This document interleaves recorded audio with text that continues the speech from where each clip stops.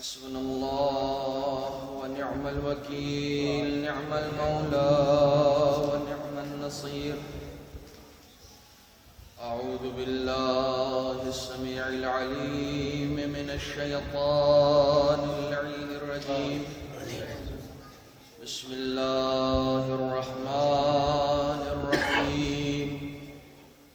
الحمد لله الذي جازي كل صانع ورايش كل قانع ورحم كل ضارع ومنزل المنافع والكتاب الجامع بالنور الساطع وهو للدعوات سامع وللقربات دافع وللدرجات رافع وللجبابرة قامع فلا إله غيره ولا شيء يعدله ليس كمثله شيء وهو السميع البصير اللطيف الخبير وهو على كل شيء قدير. والصلاة والسلام والتحية والإكرام على السيد الأنام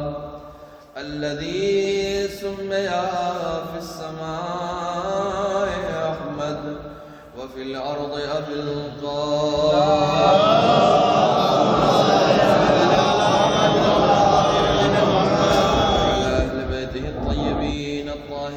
المعصومين المظلومين الذين أذهب الله عنهم الرجس وطهرهم تطهيرا.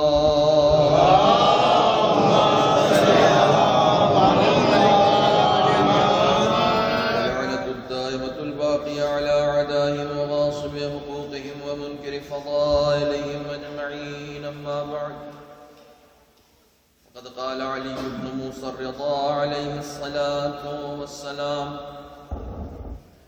لا يكون المؤمن مؤمنا حتى تكون فيه ثلاث خصال: سنة من ربه وسنة من نبيه وسنة من وليه. فأما السنة من ربه فكتمان السر، وأما السنة من نبيه فمداراة الناس، وأما السنة من وليه فالصبر في البأساء والضراء.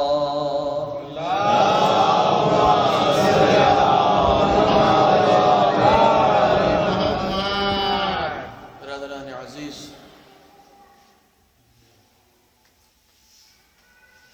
ہمارا معاشرہ اور دین کے حوالے سے اس سلسلہ گفتگو کو آپ مسلسل سماعت فرما رہے ہیں. آج اس کی چوتھی قسط یہ سماعت.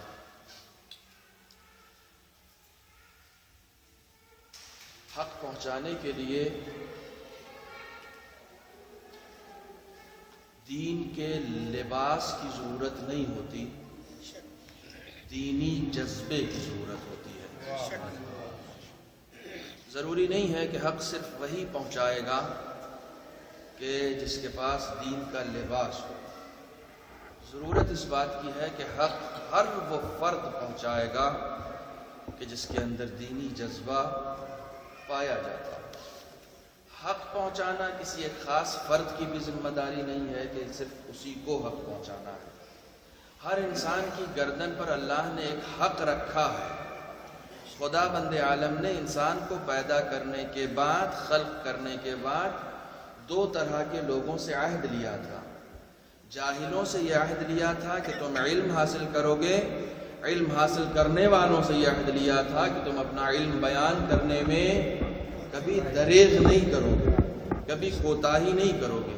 یعنی حق جاننے والے کا یہ فریضہ ہوتا ہے کہ وہ حق پہنچائے، اور حق نہیں جاننے والے کا یہ فریضہ ہوتا ہے کہ وہ حق کو دریافت کرے. بہرحال یہ جملہ میں نے بالکل ابتدا میں کسی خاص مقصد کے تحت کہا ہے، اور انشاءاللہ وہ خاص مقصد بھی آگے کے بیان میں آپ پر روشن ہو جائے گا. جس حدیث شریف کو آپ مسلسل سماعت فرما رہے ہیں اس میں تین صفات کی دعوت دی گئی ہے. پہلی صفت کتمان سر ہے، دوسری صفت مدارات الناس ہے، اور تیسری صفت صبر ہے. صبر و شکیبائی، یعنی جب کبھی ہم پر کوئی مصیبت نازل ہو تو ہم اس مصیبت پر صبر کریں اور اس مصیبت کا ڈٹ کر مقابلہ کریں. کتمان سر کیا ہے؟ دیکھیں، خداوند عالم، کل میں نے دین کے حوالے سے ایک جملہ آپ کی خدمت میں پیش کیا تھا کہ دین کو صرف عبادت گاہوں میں نہیں دیکھنا چاہیے. خداوند عالم ہم سے یہ نہیں چاہتا کہ دین کو ہم کسی خاص پلیس میں، کسی خاص جگہ پر محدود کر دیں. نہیں، دین ایک روش حیات کا نام، دین قانون زندگی کا نام، دین اصول زندگی کا نام. اگر ہم زندگی گزار رہے ہیں تو بہرحال ہمیں دین کے دکھائے ہوئے آئینے کی روشنی میں ہمیں زندگی گزارنی ہے، کیونکہ دین مشعل حیات ہے، دین قانون زندگی ہے. خداوند عالم ہم سے صرف نماز، روزے یا وہ خاص قسم کی عبادتیں کہ جن کو ہم عبادت سمجھتے ہیں، صرف وہ ہم سے طلب نہیں کرتا، بلکہ ہماری پوری روش حیات کو عبادت بنا دینا چاہتا ہے. ہم سے وہ عبادتیں نہیں طلب کرتا، بلکہ ہماری اپنی زندگی سے وہ اس بات کا تقاضا کرتا ہے کہ تم سو جاؤ تو بھی تمہاری زندگی ایسی ہو کہ تم عبادت گزار رہے ہو، تم جاگے رہو تو بھی تمہاری زندگی ایسی ہو کہ تم عبادت میں صرف کر رہے ہو. ایک شخص اپنے کاندھے پر بیلچا لے کر صبح صبح گھر سے باہر نکلا. رسول اسلام کے صحابیوں کی اس پر نظر پڑی. انہوں نے دیکھا، ارے واہ، کتنا ہٹا کٹا جوان ہے، کتنا اچھا ہوتا کہ یہ اسلام کے کام آتا، جہاد کے لیے چلتا. رسول نے کہا، یہ جو سر پہ، یہ جو کاندھے پہ بیلچا لے کر گھر سے نکلا ہے، تم کیا سمجھتے ہو؟ یہ عبادت نہیں کر رہا ہے، یہ گھر کے لیے آذوقہ فراہم کرنے نکلا ہے. یہی اسلام ہے، یہی دین ہے. دین کا مطلب یہ نہیں ہوتا کہ تم محاذ پر جا کر لڑو. دین کا مطلب یہ نہیں ہوتا کہ تم مسجدوں میں بیٹھے رہو. جو دین کو مسجدوں میں بیٹھنا سمجھتے ہیں، نہ انہیں فلسفہ عبادت سمجھ میں آیا ہے، نہ فلسفہ دین سمجھ میں آیا ہے. نہ انہیں فلسفہ عبادت سمجھ میں آیا، نہ فلسفہ دین. زندگی کا فلسفہ کچھ اور ہے. خداوند عالم عبادتوں کا بھوکا نہیں ہے. عبادتیں تو فرشتوں نے اتنی کر رکھی تھی اس کے لیے کہ اسے اب عبادت کی طلب نہیں تھی. آپ دیکھیے، بڑی خاموشی سے سنتے ہیں. کبھی کبھی مجھے اس وقت اتفاق سے ایک روایت یاد آ گئی اور میں سناتا چلوں کہ جب رسول اسلام معراج پر گئے تو ایک فرشتے کو ذرا دیر میں خبر ہوئی کہ کائنات کا رسول آیا ہے. جب معراج پہ گئے تو اسے بعد میں پتہ چلا کہ رسول، اب ظاہر سی بات ہے کہ کوئی بڑی شخصیت کہیں جاتی ہے تو استقبال کے لیے ہر ایک آتا ہے، ہر ایک اس کے استقبال کے لیے آگے بڑھتا ہے. اس فرشتے کو جو عبادتوں میں مصروف تھا، اسے دیر سے پتہ چلا کہ رسول آئے. بعد میں بھاگا گیا رسول اسلام کی خدمت میں، یا رسول اللہ، گستاخی معاف، مجھے خبر نہیں ہو سکی. کہا کوئی بات نہیں. کہا میں جبران کرنا چاہتا ہوں. کہا کیسے؟ کہا میرے پاس بڑی عبادتیں ہیں. توجہ فرمائیے گا، میرے پاس بڑی عبادتیں ہیں. میں نے 2 رکعت نماز پڑھی ہے جو 20,500 سال میں ختم ہوئی ہے. کہا پھر؟ کہا میں وہ آپ کو گفٹ کرنا چاہتا ہوں. کہا مجھے اس کی ضرورت ہی نہیں.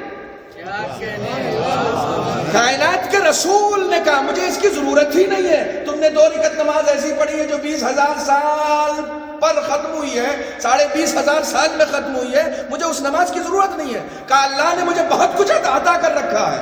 توجہ فرمائیے گا، اللہ نے مجھے بہت کچھ عطا کر رکھا ہے. کہا ٹھیک ہے، آپ اپنے لیے نہیں لیتے، اپنی امت کے لیے لے لیں. توجہ فرما رہے، اپنے لیے نہیں لیتے، اپنی امت کے لیے لے لیں. رسول نے کہا نہیں، میری امت کے پاس بھی ایسی چیزیں ہیں کہ جو تمہاری ان 2 رکعت نماز پر بھاری ہیں. میری امت کے پاس بھی ایسی چیزیں ہیں. کہا ان میں سے ایک تو کم سے کم آپ بتا ہی دیں. کہا ایک تو بہت چھوٹا سا ہے، 2 لمحے میں ختم ہو جاتا ہے، جب میری امت کی کوئی فرد مجھ پر درود پڑھتی ہے.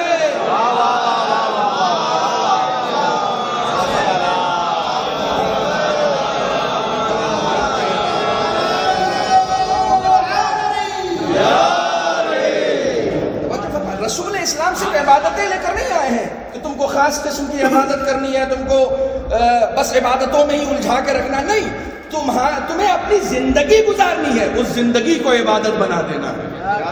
ایک اصول لے کر آئے، ایک قانون لے کر آئے ہیں.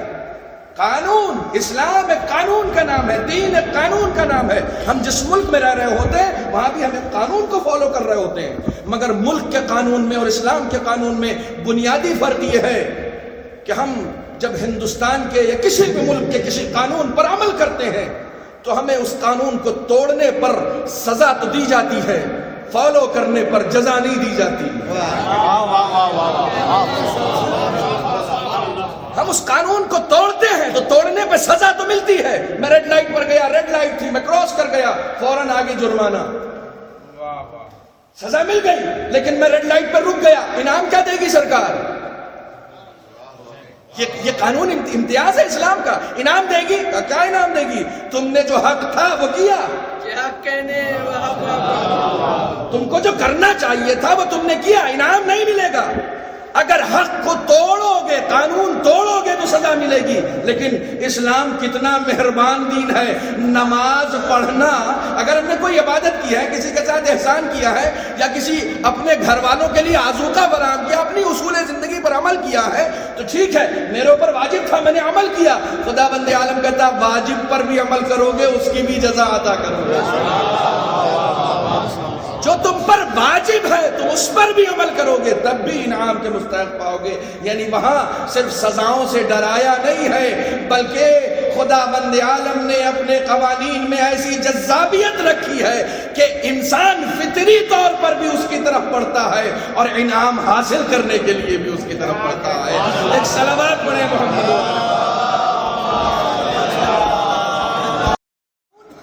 قانون ہے. ہم یہ سمجھتے ہیں کہ شاید نماز پڑھنے کی جو تاکیدیں اتنی زیادہ خداوند عالم نے کی ہے اسے عبادتوں کی ضرورت ہے. نہیں, وہ نماز جو واجب کر رہا ہے, ان فلسفہ عبادت کو سمجھیں, وہ نماز جو واجب کر رہا ہے اس نماز سے اسے کچھ نہیں ملنا.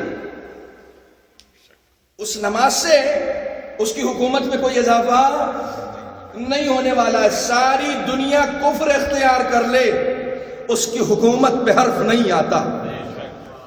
ساری دنیا کفر اختیار کر لے اس کی حکومت پہ حرف نہیں آتا. ساری دنیا اس کی عبادت کر لے پھر بھی اس کی حکومت میں کوئی اضافہ نہیں ہوتا. اس کی حکومت اپنی جگہ برقرار ہے. این الفرار من حکومتک, اس کی حکومت سے کوئی فرار کرنا بھی چاہے تو نہیں کر سکتا. اس کی قدرت, اس کی طاقت, یہ جو نماز اس نے ہمیں دی ہے, ہم کئی مرتبہ ان باتوں پر غور نہیں کرتے ہیں کہ وہ کتنا مہربان ہے, وہ کتنا رؤوف ہے, وہ کتنا رحیم ہے, وہ چاہتا کیا ہے ہم سے. قدرت کاملہ ہونے کے بعد بھی یہ کہتا ہے کہ تم دیکھیے اصول زندگی وہ ہمیں بتانا کیا چاہتا ہے. قدرت کاملہ ہونے کے بعد بھی کہتا منزل الذی یقرض اللہ قرضا حسنا. معبود تیرے پاس کوئی کمی ہے کہ تو کہہ رہا کون ہے جو اللہ کو قرضہ دے؟ کون ہے جو اللہ کو قرضہ دے؟ معبود تیری دولت سے مالا مال ہونے والی امت, تیری دولت سے سرفراز ہونے والی امت, تو ان سے قرضہ مانگ رہا تھا. قرضہ نہیں مانگ رہا ہوں, تہذیب گفتگو سکھا رہا ہوں. قرض نہیں مانگ رہا ہوں, تہذیب گفتگو سکھا رہا ہوں. تم حاکم بھی ہو تو محکوم سے اس انداز میں گفتگو کیا کرو. تم قدرت کاملہ بھی بن جاؤ تب بھی اپنے ماتحت سے جب گفتگو کرنا تو لطیف اور نرم انداز میں گفتگو کرنا. یہ تہذیب زندگی ہے. امام حسین کربلا کے میدان میں حلمن کی صدا بلند کر رہے ہیں. یہ ایک بہت ظریف نکتہ ہے, مجھے نہیں معلوم میں کہاں تک پہنچا پاؤں گا. حلمن کی صدا بلند کر رہے ہیں, سننے والے یہ سمجھے حسین کو مدد چاہیے. سننے والے یہ سمجھ رہے تھے کہ حسین کو مدد چاہیے. بلانے والا جانتا ہے کہ وہ مدد لینے کے لیے نہیں بلا رہا تھا, مدد کرنے کے لیے بلا رہا تھا. وہ بلانے والا جان رہا تھا حسین کو کیا مدد چاہیے ہوگی جو ابھی ایک رات پہلے چراغ گل کر کے رخصت کر رہا تھا. وہ بلا کیوں رہا ہے؟ رات میں چراغ کا گل کرنا اور دن میں آواز دینا کہ آ جاؤ, یہ کیا بتا رہا ہے؟ حسین اپنے ساتھ افراد کو اکٹھا کرنا نہیں چاہتے, شعور زندگی بتانا چاہتے ہیں کہ تم زندہ ہو تو تمہاری زندگی کا حق یہ ہے کہ حق کے ساتھ زندگی گزارو اور حق پر موت اختیار کرو. حسین کو تو مر جانا ہے، حسین کو تو شہید ہو جانا ہے. دیکھیے اب یہ بڑے عجیب ماحول میں گفتگو لے کر چلا آیا. گھوڑے سے گر گئے، زخموں سے چور ہیں، چہرے پر نقاب ڈال کر ایک شخص آتا ہے قتل کرنے کے لیے. حسین کہتے ہیں میرے جسم پر اتنا زخم لگ چکا ہے کہ تھوڑی دیر کے بعد میری روح خود اس دنیا سے چلی جائے گی. مجھے قتل کر کے میرے قتل کا الزام اپنی گردن پہ کیوں لینا چاہتا ہے؟ مجھے قتل کر کے میرے قتل کا الزام، جرم اپنی گردن پہ کیوں لینا چاہتا؟ حیران ہو گیا، پریشان ہو گیا. کہا فرزند رسول اس وقت آپ کو میری فکر ہے، اپنی فکر نہیں ہے. اللہ اکبر. اس ظریف نقطے کو سمجھنے کی کوشش کریں. اس وقت آپ کو میری فکر ہے. حسین نے اس دنیا سے جاتے جاتے یہ بتا دیا امام وہ ہوتا ہے جو امت کے لیے جیتا ہے.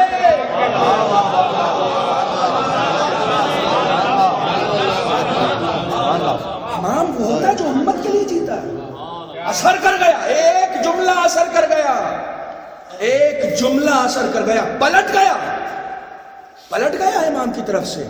جس خنجر کو حسین کی گردن پہ چلانے کے لیے لایا تھا پلٹ گیا.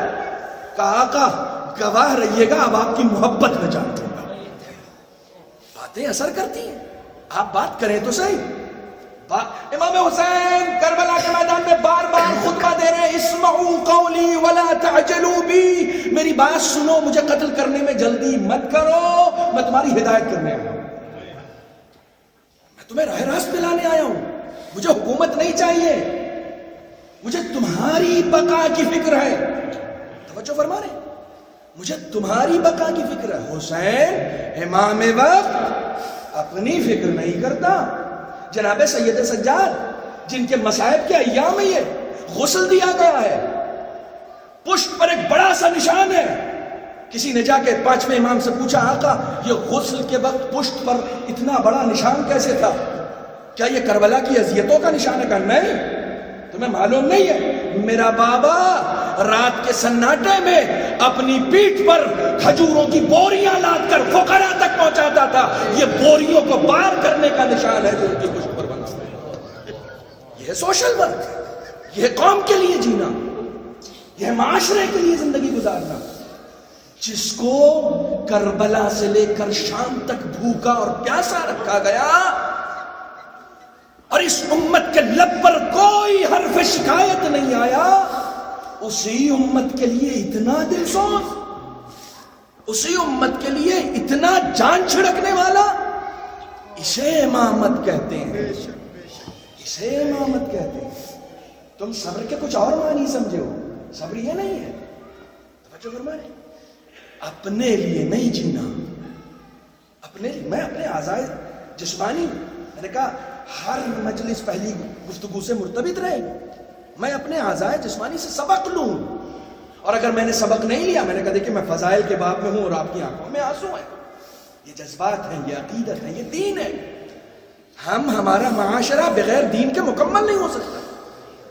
ہمارے معاشرے کو دین کی ضرورت ہے، دین کو ہماری ضرورت نہیں ہے. بے شک بے شک بے شک. دین کو کسی بھی لمحے میں ہماری ضرورت ہے. دین خدا کا ہے اور خدا جانتا ہے اپنے دین کو کیسے نافذ کرے گا. بے شک بے شک. لوگوں نے ہمیشہ کوششیں کی ہیں کہ دین کے چراغ کو بجھا دیا جائے. پڑھیے قرآن، اس نے کہا ہے کہ چراغ بجھانے والے تو بجھ جائیں گے، یہ دین کبھی نہیں مٹے گا. دین کو ہماری ضرورت نہیں ہے، ہم ہیں جس کو دین کی ضرورت ہے. ہم بغیر دین کیوں جس طریقے سے ہمارے اس ہاتھ کو روح کی ضرورت ہے. یہ پہلی گفتگو سے اگر مرتبط آپ رہیں گے تو میں آگے بڑھوں گا. ہمارے اس ہاتھ کو روح کی ضرورت ہے. یہ ہاتھ ہمارے پیر سے اختلاف کیوں نہیں کرتا؟ یہ آنکھیں میرے جسم کے دوسرے اعضاء کا ساتھ کیوں دیتی ہیں؟ کیونکہ یہ ایک روح سے مرتبط ہے، ان کا رابطہ ایک روح سے ہے. جہاں اس جسم میں دو روحیں آ جائیں گی پھر خود میرے اپنے جسم میں اختلاف پایا جائے گا. ہماری روح ایک ہے، اس لیے یہاں کوئی اختلاف نہیں پایا جاتا. ہماری ہماری اپنی انفرادی زندگی ہمیں اجتماعی زندگی کا سبق دے رہی ہوتی ہے. اپنی انفرادی زندگی مولا کائنات نے ایسے ہی نہیں کہا خود کو پہچانو خدا سمجھ میں آ جائے گا. بے شک بے شک بے شک. کوئی نہیں کہا اپنے آپ کو پہچانیے. آپ اپنے آپ میں ایک قصیدہ ہیں, آپ اپنے آپ میں ایک شاہکار ہیں, آپ انسان ہیں. ہمارا اپنا ذاتی وجود, یہ ہمارا ننھا سا اور ضعیف وجود جو شوگر کے بڑھ جانے سے بھی پست ہو جاتا ہے اور گھٹ جانے سے بھی پست ہو جاتا ہے, اسی کمزور وجود کو مولا کائنات نے کہا ہے کہ تم اپنے آپ کو کیا سمجھتے ہو, تمہارے اندر ایک عالم اکبر ہے, بے شک بے شک بے شک. پوری دنیا ہے تمہارے اندر بسی ہوئی. تم اپنے اوپر فکر تو کرو, غور تو کرو, سوچو تو صحیح. ہمیں مقصد معلوم ہونا چاہیے. میں گفتگو کروں تو مجھے اپنی گفتگو کا مقصد معلوم ہونا چاہیے. میں گھر سے نکلوں تو مجھے اپنی منزل کا پتہ ہونا چاہیے. بات کروں تو منزل کا پتہ ہو, کہیں بیٹھا رہوں تو مجھے مقصد کا پتہ ہو, کھانا کھاؤں تو مقصد کا پتہ ہو, زندگی گزاروں, زندگی کے جتنے بھی نشے و فراز ہیں ہر جگہ مجھے اپنے مقصد کا پتہ ہونا چاہیے. میں ٹرین میں جا رہا ہوں, میرے پہلو میں ایک شخص بیٹھا ہے, میں نے اس سے پوچھا کہاں جا رہا ہوں, اس نے کہا پتہ نہیں. آپ بتائیے آپ اسے کیا سمجھیں گے؟ دوسرا شخص جو میرے پہلو میں بیٹھا تھا, اس نے جب دیکھا کہ انہوں نے ان سے پوچھا کہ کہاں جا رہے ہیں انہیں پتہ نہیں ہے, تو وہ حیران ہوا, اسے ڈر لگا. اس نے بھی پوچھا کہ بھائی یہ بتائیے آپ جا کہاں رہے ہیں, کہا مجھے نہیں معلوم. اب کیا ہوگا جب ٹی ٹی آیا ہے, میں نے کہا بھائی میری سیٹ چینج کرائیے, میرا ڈبہ بدلوائیے, میں کسی ایسے کے ساتھ سفر نہیں کر سکتا جسے مقصد سفر کا علم نہ ہو. میں کسی ایسے کے ساتھ سفر نہیں کر سکتا ہوں جسے اپنی منزل کا پتہ نہیں ہو, کہاں جا رہا, یعنی جسے اپنی منزل کا پتہ نہیں ہوتا وہ عاقل نہیں دیوانہ ہوا کرتا ہے. صلوات پڑھ دیں محمد و آل محمد.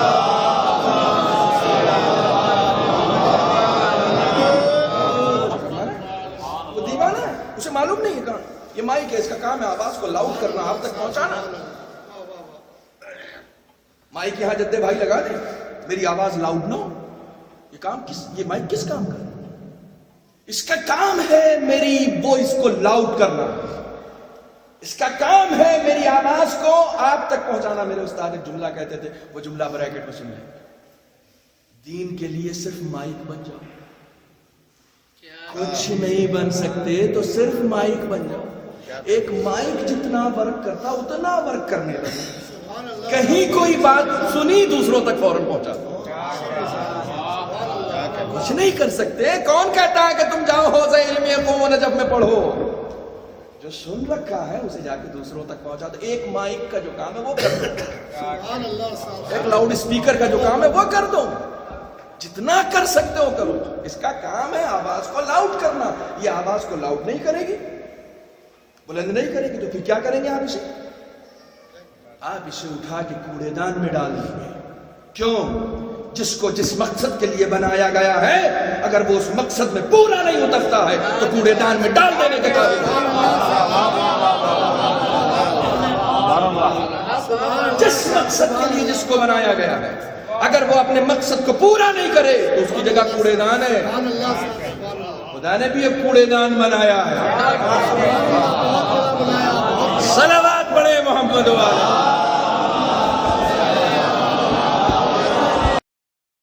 وہ جانتا ہے کہ کون کوڑے دان میں ڈالنے کے لائق ہے. سعید زخموں پہ زخم کھا رہے ہیں, تیروں پہ تیر کھا رہے ہیں. مولا آپ نماز پڑھ لیجئے, میں آگے ہوں, آپ نماز تمام کیجئے. مقصد زندگی سے واقف ہے. روایتوں میں اچھل اچھل کے کبھی پیشانی پہ, کبھی گردن پہ, کبھی سینے پہ تیر لے رہے ہیں. آخر میں آنکھوں کے سامنے اندھیرا چھا گیا, دکھ نہیں رہا کچھ. تیر کہاں سے آ رہے ہیں, کیسے آ رہے ہیں؟ انسان ایک حد تک تاب رکھتا ہے, تاب ختم ہو گئی. اب دونوں ہاتھوں کو ایسے کر دیا کہیں ایسا نہ ہو تیر میری نظر سے بچ کے چلا جائے. اور آخر میں جب امام کی نماز ختم ہوئی, گر پڑے. امام نے فوراً سر اٹھا کے زانوں پہ رکھا. آپ دیکھیں ایک انسان اپنی جان آخر تک اپنے مقصد پہ دے دیتا ہے اور اس کے بعد سند لیتا ہے امام سے, کہتا اوفیت یا ابن رسول اللہ, اے فرزند رسول میں نے وفا کر دی. امام نے جملہ کہا, یا سعید انت امامی فی الجنہ، تو جنت میں میرے سامنے رہے گا. یہ سند ہے. میں نے ایک جملہ کہا اور آپ نے سن لیا. یہ جملہ نہیں، تفسیر چاہتا ہے. انت امامی فی الجنہ، بے شک سعید سے امام کہہ رہے ہیں تو میرے سامنے رہے گا جنت میں. یہ کیا مطلب ہوا؟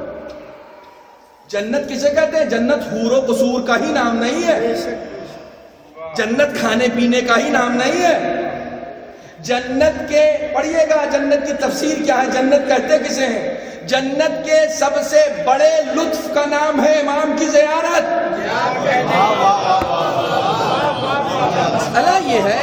مسئلہ یہ ہے کہ وہی باتیں ہمیں سمجھ میں آتی ہیں جو تجربے میں ہوتی ہیں.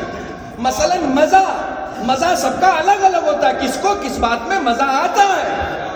مسئلہ یہ ہے کسے کس بات میں مزہ آتا ہے. امام سید سجاد دعائیں سید سجاد کی جو صحیفہ سجادیہ ہے اس میں ارشاد فرماتے ہیں اللہم اذقنی حلاوت ذکرک، اے میرے معبود اپنے ذکر کی شیرینی مجھے چکھا. ہمارے کام و دہن کس چیز سے آشنا ہے، کس چیز میں ہمیں مزہ مل رہا ہمیں نہیں معلوم، لیکن امام طریقہ بتا رہے ہیں تم مزہ لینا چاہتے ہو تو پہلے شعور سیکھو مزہ تمہارا کس چیز میں ہے. انت امامی فی الجنہ. جنت کے نظام کے بارے میں یہ بتایا گیا ہے کہ وہاں بعض روایتوں میں 1000 سال میں ایک بار جنت والوں کو امام حسین کی زیارت کا شرف ملے گا. 1000 سال میں ایک بار. ہر دن جنت والے بھی حسین کی زیارت نہیں کر سکتے. 1000 سال میں جہاں ایک بار حسین کی زیارت سے شرف یاب ہو انسان، وہاں سعید کو یہ سند مل رہی ہے انت امامی فی الجنہ، تو تو میرے سامنے رہے گا، تو میری نگاہوں کے سامنے ہوگا. جی یہ کیسا حسن ہے، یہ کیسا حسن ہے کہ جس کی خبر اور نوید اور خوشخبری دے رہے ہیں حسین سعید کو. اس حسن کا ایک چھوٹا سا حصہ یوسف کو مل گیا تھا، مصر کی عورتوں نے اپنے ہاتھ کاٹ لیے تھے، احساس تک نہیں ہوا تھا. یہ کیف ہے، یہ لطف ہے، محسوس کرنا. انت امامی فی الجنہ. مقصد حیات کو سمجھو کہ مقصد حیات کیا ہے. خداوند عالم نے ہمیں پیدا کیا، ہمارے اعضاء و جوارح میں اختلاف نہیں ہوتا. کیوں نہیں ہوتا؟ کیونکہ ہمارے اعضاء و جوارح کمانڈ ہوتے ہیں ہماری روح سے. ہمارے اعضاء و جوارح حکم لیتے ہیں ہماری روح سے. یعنی ارتباط و اتحاد و انسجام وہی ہوتا ہے جہاں قانون ایک کا چلے. توجہ فرمائیے گا. اتحاد و انسجام وہی ہوتا ہے جہاں قانون ایک کا چلے. ہمارا معاشرہ بٹ کر رہ جائے گا اگر دین نہ ہو. ہمارے معاشرے کا شیرازہ بکھر کے رہ جائے گا اگر دین نہ ہو. دین ہے جو ہمیں کمانڈ دیتا ہے، دین ہے جو ہمیں اصول فراہم کرتا ہے، دین ہے جو ہمیں روش زندگی عطا کرتا ہے. اب جب دین نے روش زندگی عطا کی ہے، میں چل رہا ہوں تب بھی اسی چال چل رہا ہوں، آپ چل رہے ہیں تب بھی وہی راہ چل رہے ہیں، فلاں چل رہا ہے تب بھی اسی راستے چل رہا ہے. جب سب ایک راستے چلیں گے تو اختلاف نہیں پایا جائے گا، اتحاد پایا جائے گا. جو کمانڈ ایک جگہ سے ہونا ہے. جیسے ہمارا جسم ہماری روح سے کمانڈ لیتا ہے، ویسے ہی ہمارا معاشرہ ہمارے دین سے کمانڈ حاصل کرے گا. اسے عبادت تھوڑی چاہیے، اسے ہماری پرورش کرنی. وہ رب ہے، وہ رب ہے. رب کہتے ہی ہیں تربیت کرنے والے. وہ یہ چاہتا ہے کہ ہماری پرورش ہو، ہم پروان چڑھیں. کتمان سر کی بھی بات ہے اور مدارات الناس کی بھی بات ہے. کتمان سر اور مدارات الناس ہے کیا؟ تم کسی کے گھر گئے، رمضان المبارک نہیں ہے، شعبان ہے، تم نے مستحبی روزہ رکھ رکھا ہے. سنیے شریعت، سنیے دین کیا ہے. تم نے مستحبی روزہ رکھ رکھا ہے. کتمان سر اس بات کا تقاضا کر رہا ہے کہ کسی سے بتانا مت کہ تم روزے سے. کیوں؟ خدا نے واجب نہیں کیا تھا، تم نے اس کی محبت میں رکھا ہے. کتمان سر اس بات کا تقاضا کر رہا ہے کہ تم روزے سے ہو تو بتاؤ مت، نماز شب پڑھتے ہو تو بتاؤ مت، صدقہ دیتے ہو تو بتاؤ مت، راہ خدا میں انفاق کرتے ہو تو بتاؤ مت، امام باڑے کو چندہ زیادہ دیتے ہو تو بتاؤ مت۔ یہ سر ہے، یہ راز ہے، یہ تمہاری فضیلت ہے، کیونکہ تم نے لوگوں سے سودا نہیں کیا ہے، خدا سے سودا کیا ہے۔ خدا سے سودا کیا ہے نا۔ تم یہ کام اس لیے کر رہے ہو کہ تم اپنے رابطے کو اپنے خدا کے ساتھ مضبوط بنا سکو، تو پھر کسی اور سے بیان نہ کرنا، یہ راز ہے، یہ سر ہے، اب کسی سے بیان نہ کرنا۔ گھر پہ چلے گئے کسی مومن نے کہا آئیے، میں آپ کا انتظار کر رہا تھا بڑے دنوں سے آپ کے لیے، میں فلاں جگہ گیا تھا، وہاں ایک بہترین کھانے کی چیز ملتی ہے، یہ میں آپ کے لیے لے کر آیا ہوں، بسم اللہ کھائیے۔ شریعت کہتی ہے بتانا مت کہ روزے سے ہو، شریعت کہتی ہے بتانا مت کہ روزے سے ہو، کھا لو۔ مستحب بھی ہے نا، مستحب بھی ہے۔ ہم مومن کی دعوت قبول کرنے کا بھی ثواب دیں گے، روزے کا بھی ثواب دیں گے۔ تمہیں ثواب چاہیے نا، یہ شریعت ہے، یہ شریعت ہے۔ میں پوری ذمہ داری کے ساتھ عرض کر رہا ہوں، نہیں میں نہیں کھاؤں گا روزے سے، کیوں بتا رہے ہو؟ مستحب بھی روزہ ہے، مستحب بھی ہے، شریعت کہتی ہے نہیں کھاؤ۔ مومن کا دل مت توڑنا۔ اصل مقصد کیا ہے؟ اصل مقصد کیا ہے؟ مومن کا دل مت توڑو کہ وہ بڑے جذبات سے لے کر آیا تو تم یہ کہو میں اللہ والا ہوں اس لیے نہیں کھا رہا ہوں۔ کاش اس ظریف نقطے کو کوئی سمجھ سکے، میں اللہ والا ہوں اس لیے نہیں کھا رہا ہوں۔ خدا کہتا کھا لو کیونکہ تم اللہ والے ہو۔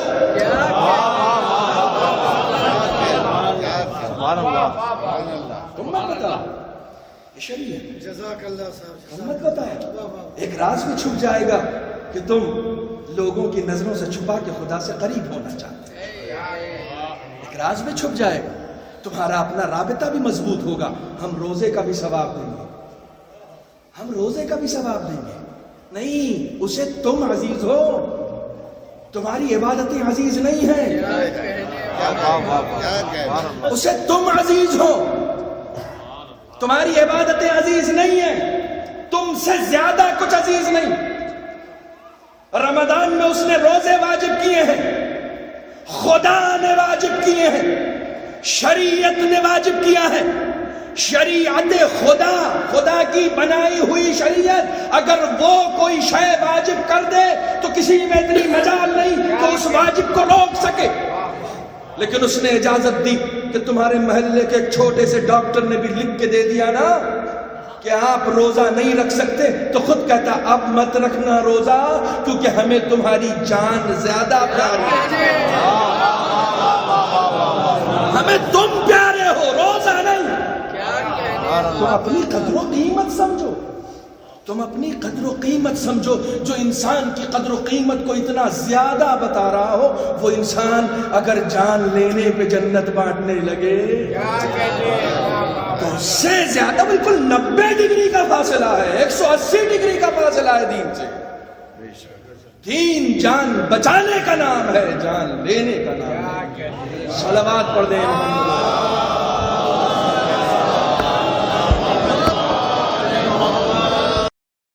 بچانے کا نام ہے، جان لینے کا نام نہیں ہے۔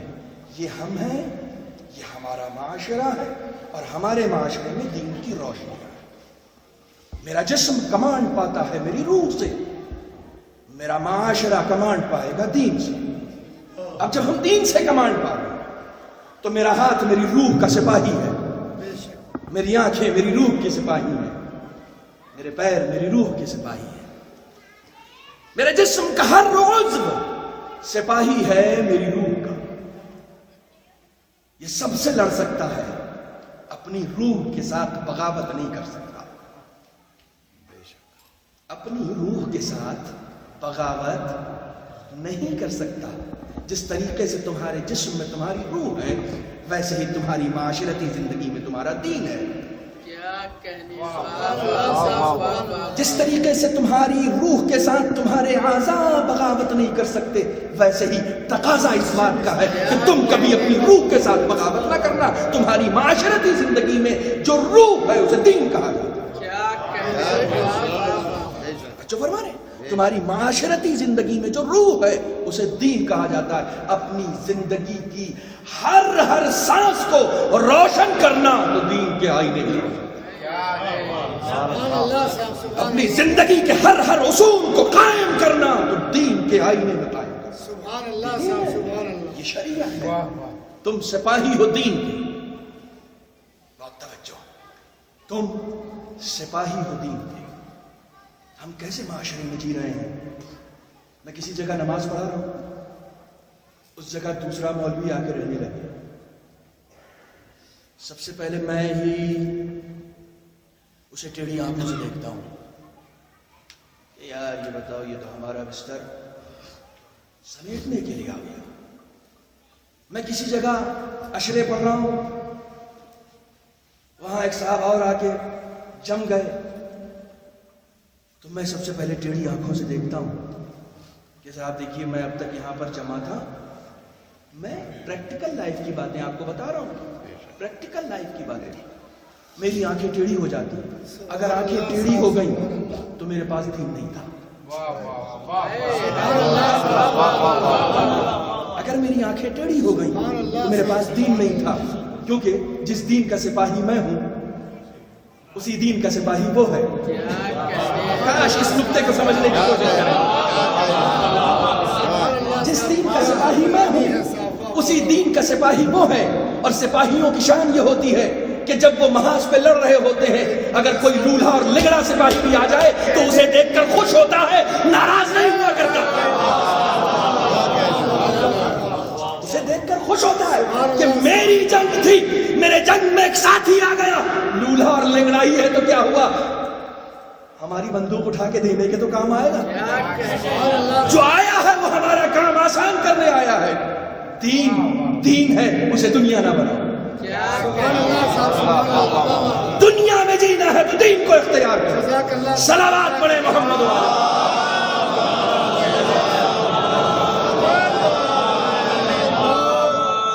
دنیا میں جینا ہے تو دین کو اختیار کرو. دین کس بات کا متقاضی ہے تم سے؟ معاشرہ اس وقت تک کامیاب معاشرہ نہیں بن سکتا جہاں دین نہ ہو. آج ہمارے یہاں جتنی بھی بے راہ روی ہے وہ دین نہ ہونے کی وجہ سے ہے. آج ہم جس معاشرے میں جی رہے ہیں بڑی ستم ظریفی ہے کہ ایک طبقہ ہے سرمایہ دارانہ نظام جو ہمیں کچل دینا چاہتا ہے. ہمیں کچل دینا چاہتا ہے. Western capitalism. کل بھی ہمارے بزرگ بتا رہے تھے کہ آپ نے جو بتایا کہ صاحب دوسروں کا مال کبھی نہ کھانا، دوسروں کے فائدے پر سوار ہو کے اسے کچل کے، دوسروں کے نفع کو کچل کے خود آگے مت بڑھو. آج دنیا کا سرمایہ دارانہ نظام کیا کرتا ہے؟ کیا کرتا ہے؟ ہم سے انشورنس کے نام پہ پیسے لیے جاتے ہیں اور ہمارے پیسے سے اپنی ترقی مقصود ہوتی ہے. ہماری تھوڑی. وہ تو ہم سے پیسے لیتے ہیں مرنے کے.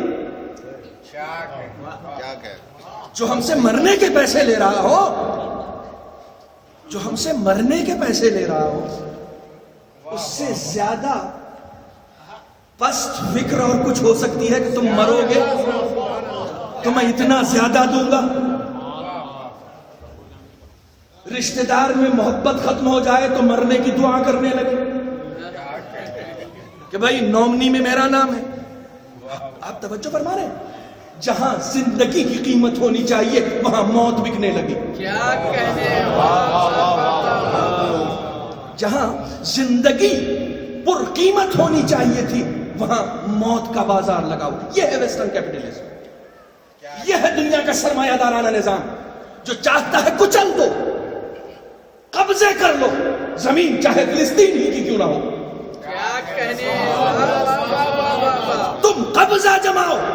دینداروں کو سمجھنا چاہیے، دین کے حاکموں کو سمجھنا چاہیے. اب میں تاریخ کے بہت پیچھے چلا گیا ہوں، بڑی پرانی تاریخ کی طرف چلا گیا ہوں کہ دین کے حاکموں کو سمجھنا چاہیے کہ زمینیں جنگ کر کے حاصل کرنا اسلام نہیں ہے، دلوں میں حکومت کرنا اسلام ہے.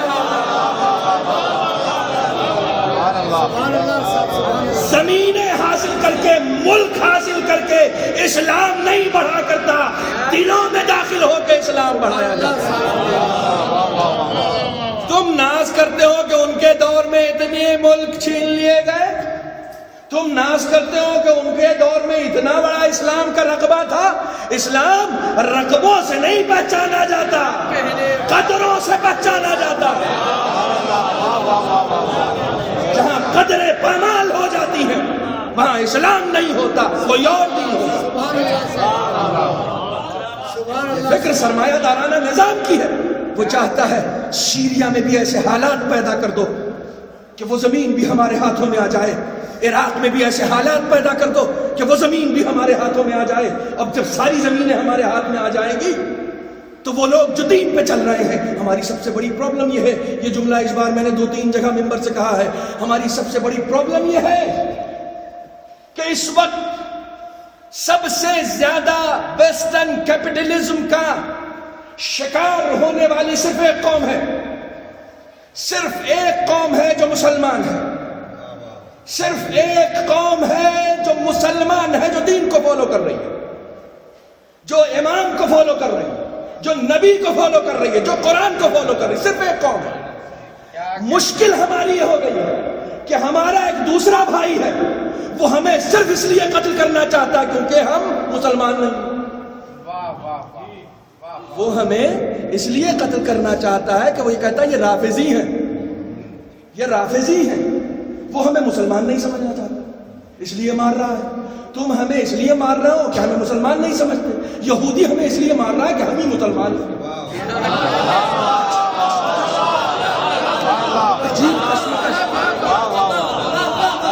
ایک قوم ہمیں اس لیے مار رہی ہے کہ یہ سمجھتی ہے یہی مسلمان ہے، نہیں مارا۔ تم ہمیں اس لیے مار رہے ہو کہ ہم مسلمان نہیں۔ عجیب کشمکش کے دور میں ہم پھنس گئے۔ ہمیں ہر جگہ لڑنا ہے، جسے ہر جگہ لڑنا ہو وہ بے خیال ہو کے زندگی نہیں گزارا کرتے، بیدار ہو کے زندگی گزارا۔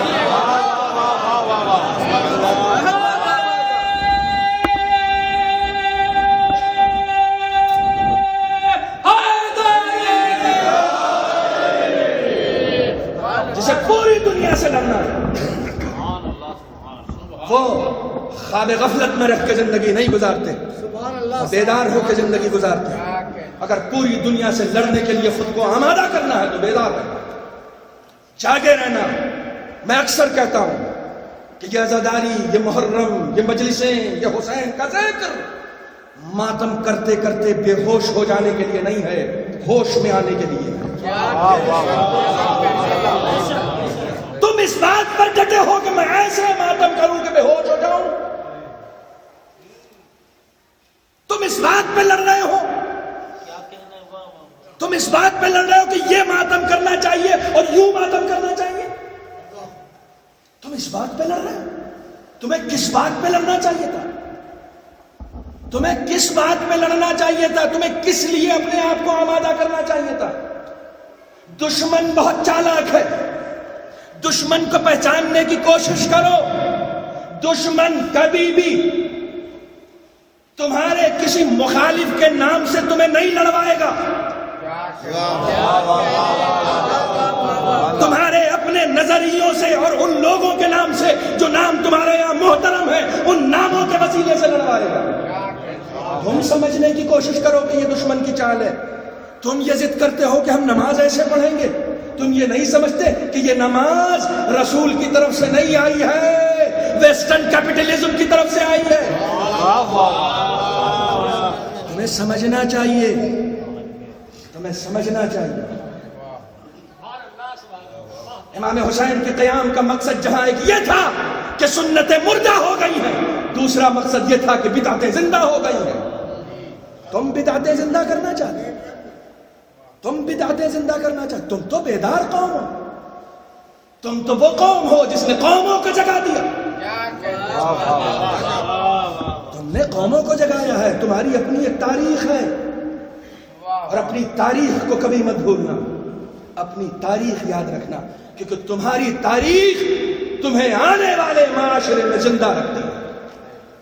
تمہاری تاریخ آنے والے معاشرے میں تمہیں زندہ رکھتی ہے۔ مجھے 10 منٹ کی اجازت اور دے دیں کیونکہ آج ایک رو میں گفتگو ہو رہی ہے۔ صلوات پڑھیں محمد والے.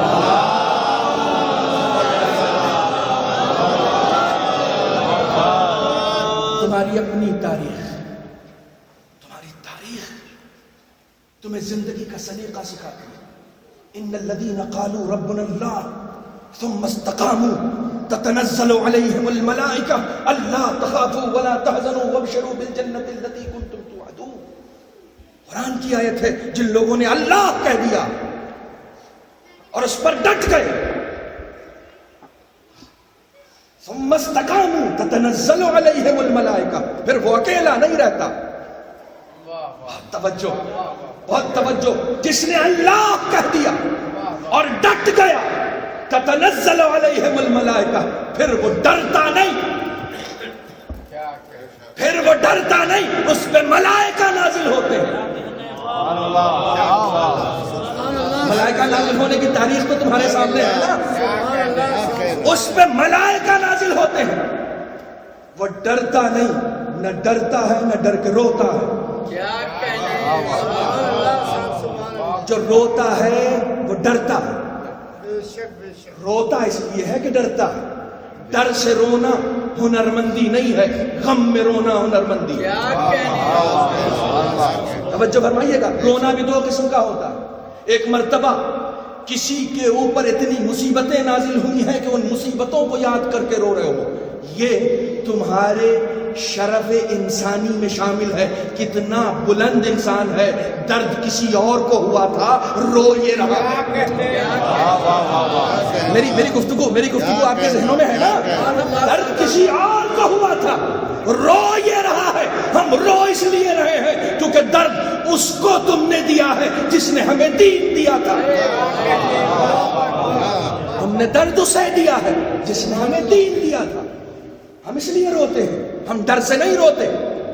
ڈر سے رونا ہمارا شیوا نہیں، کیونکہ ہمارا عقیدہ قرآن پر ہے کہ جس نے اللہ کہہ دیا اور اس پر ڈٹ گیا اس پر ملائکہ نازل ہوتے ہیں.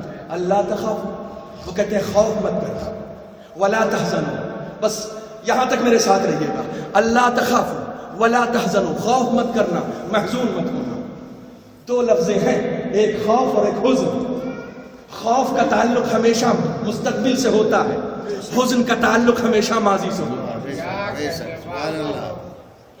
توجہ ہے. خوف کا تعلق انسان میں جو ڈر ہوتا ہے وہ ہمیشہ مستقبل کا ہوتا ہے. مسئلہ میں جا رہا ہوں، بے شک بے شک. سامنے میرے ایک زہریلا جانور ہے. اب میں ڈر رہا ہوں. تو ڈر کس چیز سے رہا ہوں؟ آنے والے وقت سے ڈر رہا ہوں. توجہ فرمائیے گا، توجہ فرمائیے گا. میں ابھی پریزنٹ میں نہیں ڈر رہا ہوں، میں پریزنٹ میں نہیں ڈر رہا ہوں، فیوچر کے لیے ڈر رہا ہوں. آنے والے وقت کے لیے ڈر رہا ہوں. کہیں ایسا نہ ہو کہ یہ کاٹ نہ لے. آنے والے وقت کے لیے ڈر رہا ہوں کہ میرا آنے والا وقت خراب نہ ہو جائے. پہنچنے کی کوشش کریں، میرا آنے والا وقت خراب نہ ہو جائے. کبھی کبھی حزن میں روتا ہے انسان، کچھ ایسا کر کے آ رہا ہوتا ہے، کوئی یہ کہہ رہا ہوتا کاش ایسا نہ کیا ہوتا. بھائی جب یزید نے ابن زیاد نے جناب زینب سے کہا کہ دیکھا تمہیں خدا نے کیسا رسوا کیا، تو جناب زینب نے کیا کہا؟ ما رأیت الا جمیلا، ہم نے تو حسن کے علاوہ کچھ دیکھا ہی نہیں. سمجھنے کی کوشش کریں، ہم نے تو حسن کے علاوہ کچھ دیکھا ہی نہیں، جو دیکھا بہت اچھا دیکھا. کیوں؟ جناب زینب کو یہ اطمینان تھا چادر ہی تو چھنی ہے، دین کا تحفظ تو فراہم ہو گیا نا. آپ جس چیز کو لٹا رہے ہیں وہ کس چیز کے مقابلے میں لٹا رہے ہیں؟ حسین گردن دے رہے ہیں تو کس چیز کے لیے دے رہے ہیں؟ دین کے لیے. سوچو دین کتنا بڑا ہوگا جس پر حسین قربان ہو جائے. وہ دین کتنا بڑا ہوگا جس پر حسین جان دے. توجہ فرمائیں. تو حزن کہاں ہوتا ہے؟ حزن وہاں ہوتا ہے جہاں پاس میں کچھ. کس نے کہا تھا کہ کاش ابن مرجانہ نے حسین کو قتل نہ کیا ہوتا؟ کس نے کہا تھا؟ اسی یزید نے، جس نے شام میں جب ہلچل سنی تھی کہ شاید کچھ غلط ہو گیا کربلا میں تو کہا میں نے نہیں کیا تھا، یہ تو ابن زیاد نے کیا تھا. یعنی جب انسان ماضی میں کچھ کرتا ہے اور وہ غلط ہوتا ہے تو اس پر محزون ہوتا ہے، بہت توجہ رکھیے گا، بہت توجہ رکھیے گا. مومن کی علامت یہ ہے کہ نہ اس میں خوف ہوتا ہے، نہ اس میں حزن ہوتا ہے، نہ وہ اپنے ماضی پر افسوس کرتا ہے، نہ آنے والے مستقبل کے لیے خوف زدہ ہوتا ہے. یہ مومن ہوتا ہے. جتنا اپنی قسمت پر ناز کر سکتے ہو کرو. تمہارا تعلق اس فرش اعضا سے ہے، اس فرش اعضا سے نہیں. تمہارا تعلق ماضی سے ہے. ہمارے ماضی میں کربلا ہے، مستقبل میں ظہور ہے.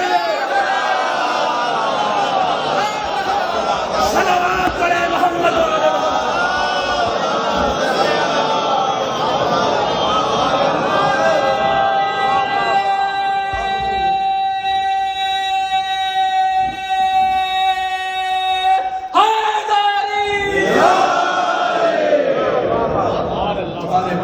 کربلا ہے، مستقبل میں ظہور ہے. یاد رکھنا، محزون ہونے کی بھی ضرورت نہیں ہے، خوف زدہ ہونے کی بھی ضرورت نہیں ہے، کیونکہ تم مومن ہو، کیونکہ تمہارے پاس دین ہے. خوف زدہ وہ ہوتا ہے جس کے پاس دین نہیں. تم اس رسول کو فالو کرتے ہو کہ جس کے پاس کفار آتے ہیں اور آنے کے بعد کہتے ہیں ابو طالب رسول کو روک لو، ہمارے خداؤں کی بے حرمتی کرتا ہے. ابو طالب جاتے ہیں، یا رسول اللہ. کبھی نام لے کے ابو طالب نے نہیں بلایا، کبھی نام لے کے نہیں بلایا. یا رسول اللہ. تم لوگوں نے رسول کو رسول اس وقت سمجھا جب اس نے اعلان کر دیا.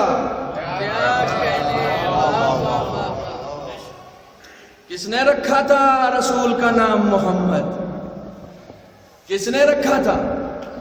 تاریخ پڑھتے ہو، کس نے رکھا تھا؟ خدا نے. بتایا کس نے؟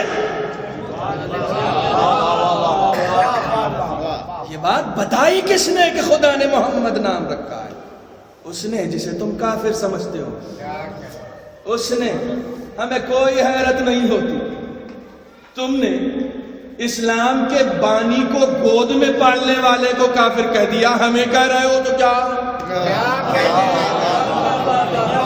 جس نے اسلام کو اپنی گود میں پالا ہو تم نے اسے نہیں چھوڑا. ہمیں کہاں سے چھوڑو گے؟ ہمیں توقع بھی نہیں، نہ چھوڑو.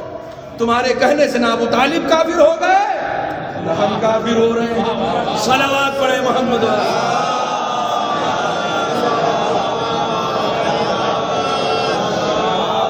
ہم وہ قوم ہی نہیں ہے جو کوے کے پیچھے بھاگی.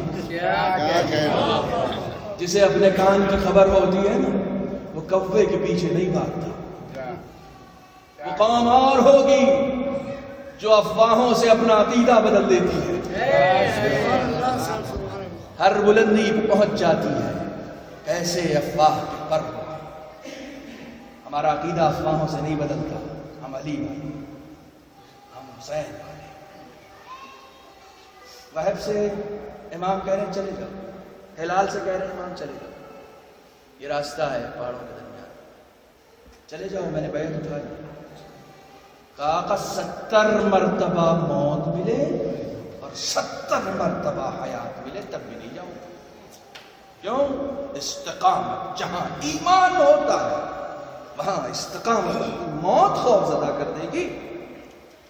موت جہاں ایمان ہوتا ہے وہاں صاحب ایمان کی استقامت سے موت کو لالے پڑ جاتے ہیں.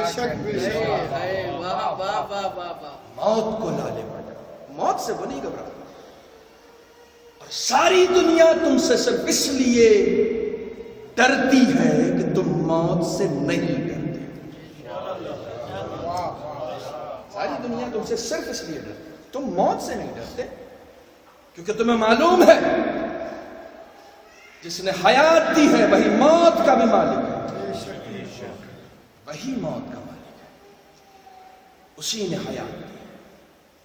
اور جس نے حیات دی ہے اگر اس پر یہ حیات قربان بھی ہو جائے تو یہی تو اصل حیات کا مقصد ہے کہ اسی کی راہ میں قربان ہو جائے. اور یہ جذبہ صرف کربلا سے، اسی جذبے کو پروان چڑھانے کے لیے ہم مجلسوں میں آئے. اسی جذبے سے اپنے آپ کو سرشار کرنے کے لیے مجلسوں میں آئے. اسی جذبے سے سرشار کرنے. قربانیوں کے دین کا نام ہے اسلام اور قربانیوں کے شاہزادے کا نام ہے حسین. جو دین قربانیوں کا دین ہے، اس میں سب سے بڑی قربانی جس نے پیش کی ہے اس ذات کا نام حسین۔ ہم یہاں حسین کے لیے آتے ہیں، دین کے لیے آتے ہیں، قربانی کے جذبوں کے لیے آتے ہیں۔ خداوند عالم ہمارے جذبات کو پروان چڑھائے، ہمیں شعور عطا کرے، شعور علم و آگہی عطا کرے کہ ہم وہ دین اختیار کریں جس کو حسین نے بچایا۔ حسین اس مقصد کو پہچاننا چاہیے، برتنا چاہیے، اپنانا چاہیے کہ جس مقصد کے لیے حسین نے جان دی۔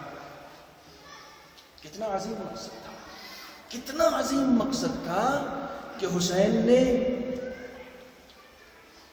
ایک دوپہر میں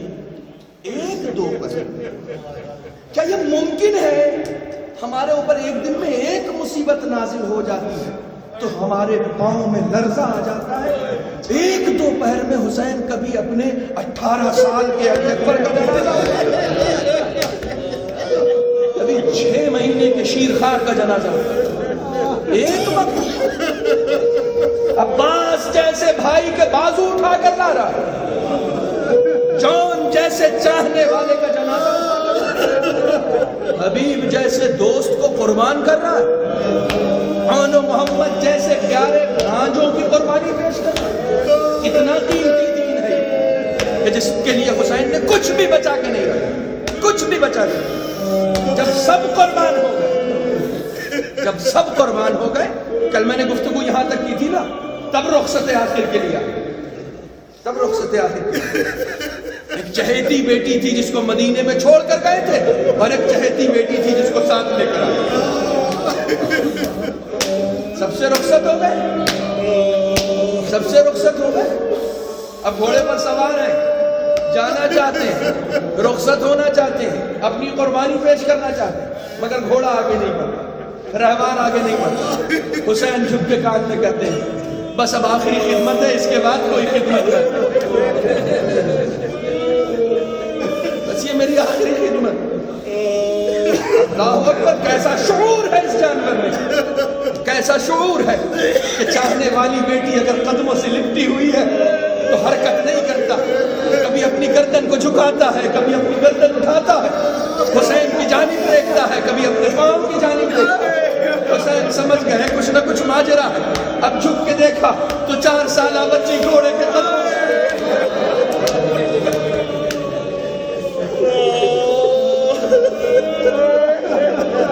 4 سالہ بچی گھوڑے کے قدموں سے لپٹی ہوئی ہے۔ حسین اترے اور جملہ میں نے کل آپ کی خدمت میں پیش کیا، کہا بابا کیا آپ بھی مرنے کے لیے تیار ہو گئے؟ حسین نے کسی طریقے سے اس بچی کو رخصت کیا ہے، حسین نے کسی طریقے سے اس بچی کو رخصت کیا ہے۔ اور زینب بار بار اس بات کے لیے محتاط تھی کہ یہ بچی وہ بچی ہے جسے کبھی اپنے بابا کے سینے کے بغیر نہیں لینا۔ میں نے عرض کیا تھا نا کہ بچیاں گن کر لے گئی تھی زینب کبریٰ کربلا۔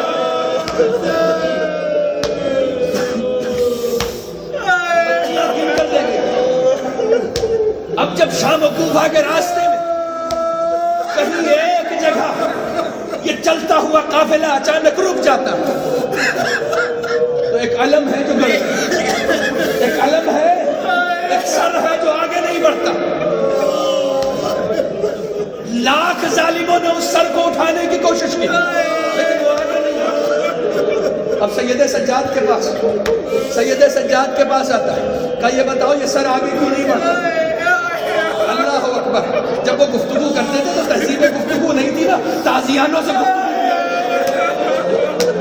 سید سجاد نے اپنے اماں کبریٰ سے پوچھا، پھوپھی اماں یہ بتائیے حسین کی 4 سالہ بچی کہاں ہے، میری بہن کہاں ہے؟ کہ ہماری اوپر بچی جب نہ ملی تو کہا ہے بیٹا ہو نہ ہو کہیں ہماری سے گر گئی ہے۔ بڑے جتن کے ساتھ لائی ہے زینب، بڑے جتن کے ساتھ لائی ہے زینب سنبھال کے حسین کی اس بیٹی کو۔ راستے میں ایک شخص ہے جو عباس کا سر اٹھائے ہوا ہے نیزے پر، عباس عباس کا سر نیزے پر اٹھائے ہوا ہے. ظاہر سی بات ہے چلچلاتی دھوپ، کڑی گرمی، سخت گرمی. اس گرمی کے عالم میں کیا دیکھتا ہے کہ اس کے ہاتھوں پہ پانی کا ایک قطرہ گرا. حیران ہو گیا، آسمان میں کہیں بادل نہیں ہے، یہ پانی کا قطرہ گرا تو کیسے گرا؟ سر کو نیچے کیا، کیا دیکھتا ہے؟ عباس، گردن کٹی ہے لیکن آپ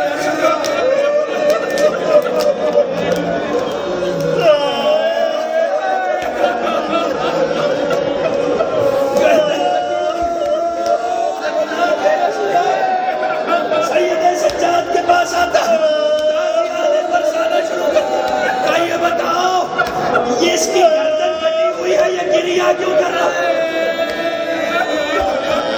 سید سجاد پھر جناب زینب سے پوچھتے ہیں کہ ابا کہیں سکینہ نے پانی تو طلب نہیں؟ اللہ خدا آپ کو کوئی غم نہ دے. راستے کی مصیبتیں، کربلا کی مصیبتیں ختم تھوڑی ہوئی، ابھی تو زندان کی مصیبت باقی ہے. ایک ننھی سی بچی ہے، زندان کی اتنی مصیبت ہے. ادھر شام میں منادی کرا دی گئی ہے کہ جس کو تماشا کرنا ہو زندان شام میں آ کر تماشا کرے. آل محمد کے گھر کے اسیر آئے ہیں، آئے اور آ کر تماشا کرے. روزانہ کچھ عورتیں آتی ہیں، روزانہ بس تھوڑی دیر، روزانہ کچھ عورتیں آتی ہیں اپنے چھوٹے چھوٹے بچوں کے ساتھ تاکہ تماشا کر سکیں. بچے بچوں سے جلدی مانوس ہو جاتے ہیں. عورتیں آتی تھی، ان کے ساتھ چھوٹے چھوٹے بچے بھی ہوتے تھے. ایک بچی تھی 4-5 سال کی، وہ جا کر حسین کی 4 سالہ بچی کے ساتھ بیٹھ جاتی تھی کربلا کی کہانی سننے کے لیے. جا کر بیٹھ جاتی تھی، پوچھتی تھی یہ بتاؤ تمہارا یہ حال کس نے کیا؟ کیا تمہارا کوئی چچا نہیں تھا؟ تمہارا یہ حال کس نے کیا؟ کیا تمہارا کوئی بابا نہیں تھا؟ کیا تمہارا کوئی بابا بھائی نہیں تھا؟ ارے یہ بچی روزانہ سناتی تھی میرا بھائی تھا شکل پیغمبر، میرا چچا تھا مجھ سے محبت کرنے والا، میرا بابا بھی تھا. کہانیاں سناتی تھی، کربلا کی کہانیاں. بس آخری مرحلہ، میں نے گفتگو ختم کر دی، مجھ سے گفتگو کی بھی نہیں جا رہی، بالکل آخری مرحلہ. یہ بچی روز اپنے بابا کو یاد کر کے روتی تھی، کبھی پوچھنے والوں کو بتا کر روتی تھی، کبھی خواب میں دیکھ کر روتی. ارے رات کے سناٹے میں ایک بار اٹھ کر بیٹھ گئی، بابا بابا کہہ کر گریا کرنا. اب اس بچی کو روتا دیکھ کر زندان کی ساری عورتیں رونے لگی. سب نے پوچھا ماجرا کیا ہے، بچی رو کیوں رہی ہے؟ کہا ارے اپنے بابا کو خواب میں دیکھ لی. اپنے دل پہ ہاتھ رکھو، اپنے دل پہ ہاتھ رکھ کے سوچو، اتنی چھوٹی سی بچی کا بابا اگر اس دنیا سے گزر جائے تو تم کیا کرتے ہو؟ تم کیا کرتے ہو؟ اگر اس کے بابا کی تصویریں بھی اس کے آس پاس ہیں نا، تو چھپا دیتے ہو، کہیں ایسا نہ ہو تصویر دیکھ کے بابا اور یاد آ جائے، گریا اور بڑھ جائے. یزید نے پوچھا گریے کی آواز کیسی آ رہی؟ کہا بچی نے بابا کو اپنے خواب میں دیکھ لیا.